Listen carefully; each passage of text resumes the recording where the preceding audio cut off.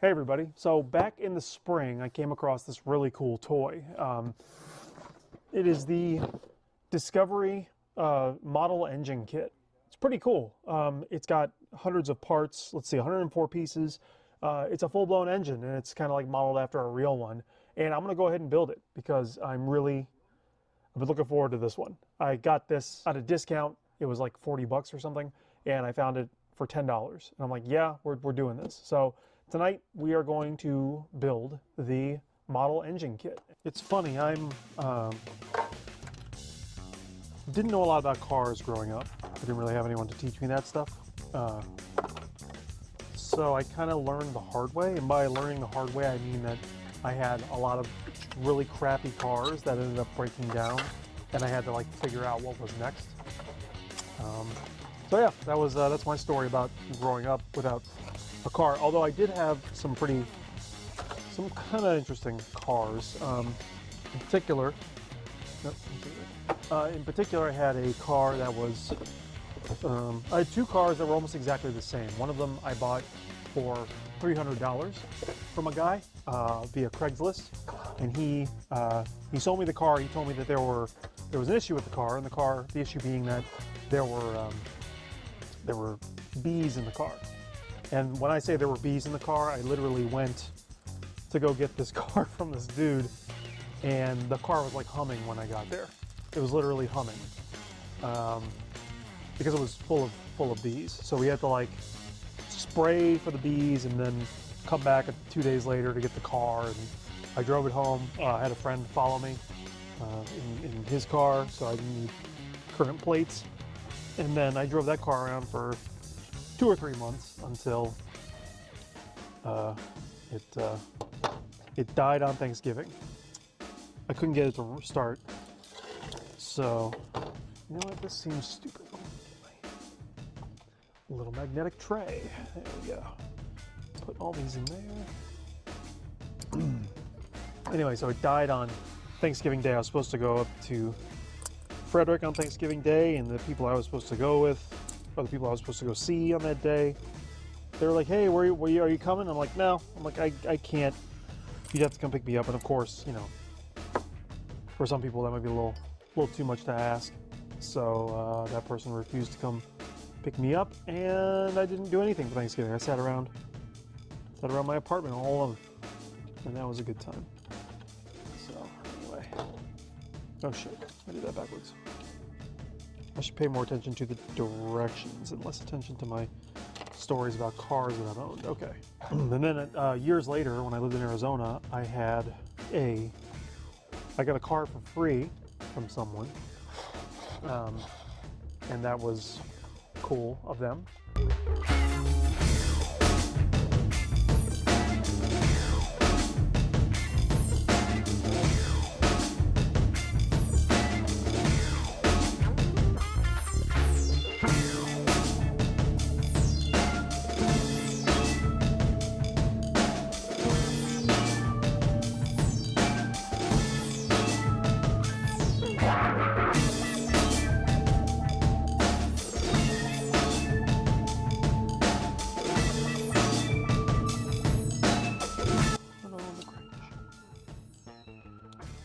Why are so many euphemisms about cars?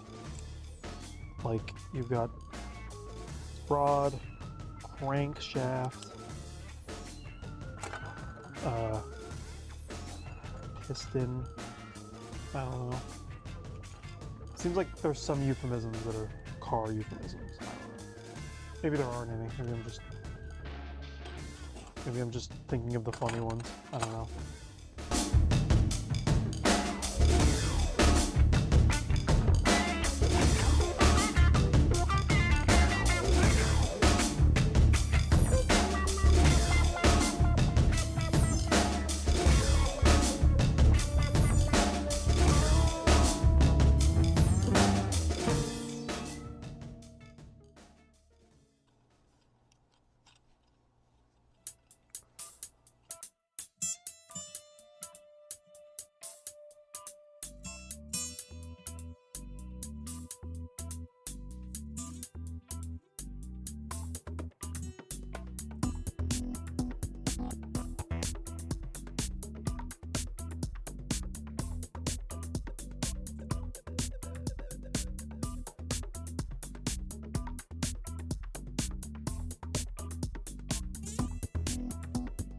So you know why pistons are always in such a good mood?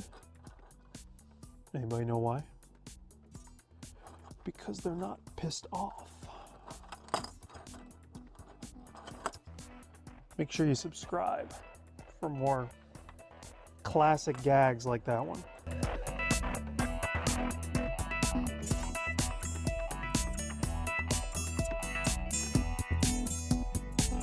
I find it fascinating that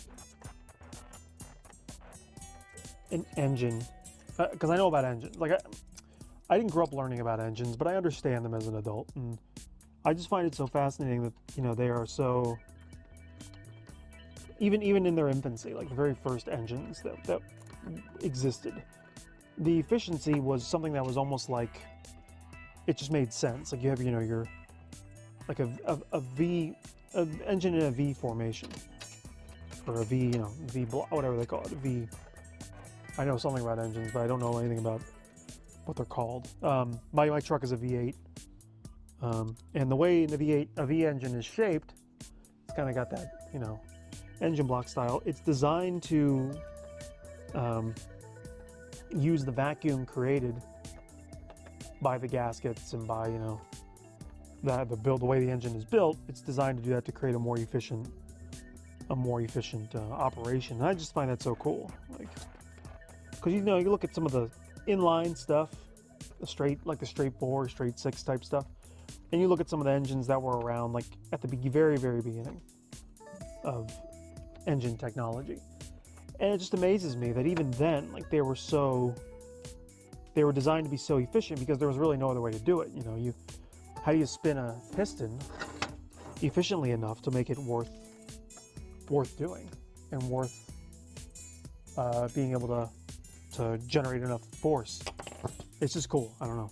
All right, valve spring onto valve stem. Let's get these valve springs open. These are gonna go everywhere. I'll put them in my parts bin here, which, by the way, I should put that there so it's in a more accessible area.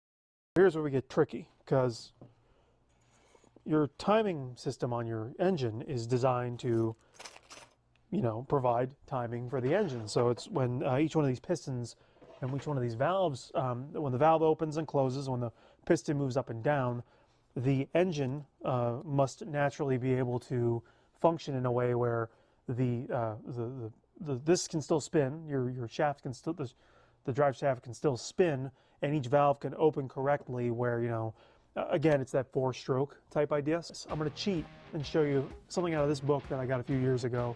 It's really cool. Got a lot of good info about just general maintenance and stuff like that.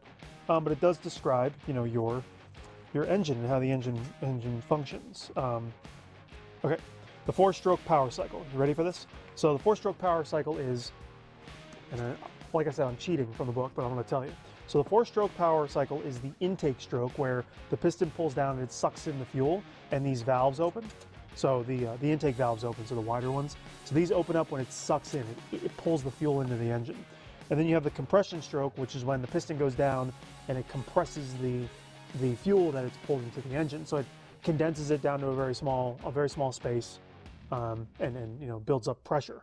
Because once you have that pressure and it's built that up, you have the next part, which is kind of that explosion, that combustion, specifically the power stroke. So the power stroke is when that ignition happens. So your spark plug goes, the spark ignites the fuel, the piston pushes, and it pushes back on the drive shaft and causes it to turn, you know, however, a quarter. I don't know the exact physics of it, but however many turn pieces of a turn, or angles of a turn, degrees, radians, whatever the measurement is. And then once it's done with that, it pushes out. The explosion pushes the piston back up. And when it does that, it does the exhaust stroke. And the exhaust stroke pushes on these valves here and spits out the exhaust. So what you're doing is you're basically creating an explosion in each one of these pistons over and over again throughout these four steps. So, pulls in the fuel, condenses it down to a very small space, explosion, and then exhaust. And over and over and over again, you have an engine. That's how that functions.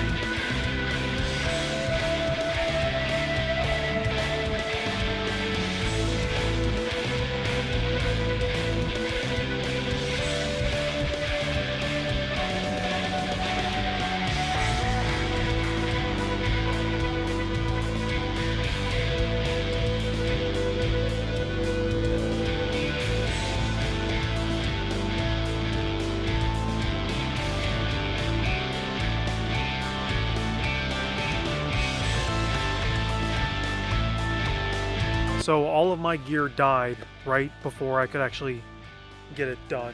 So anyway, it's done. The engine is built.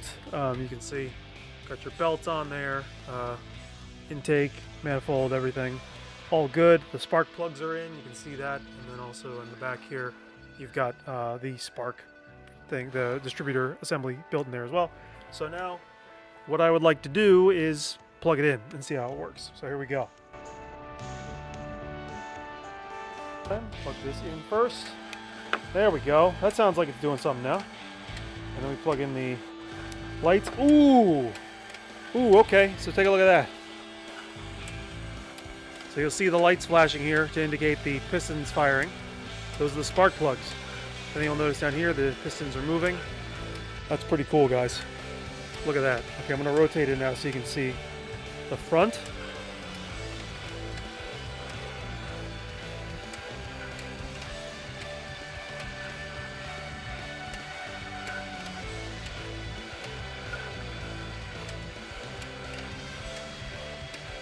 And there you have it.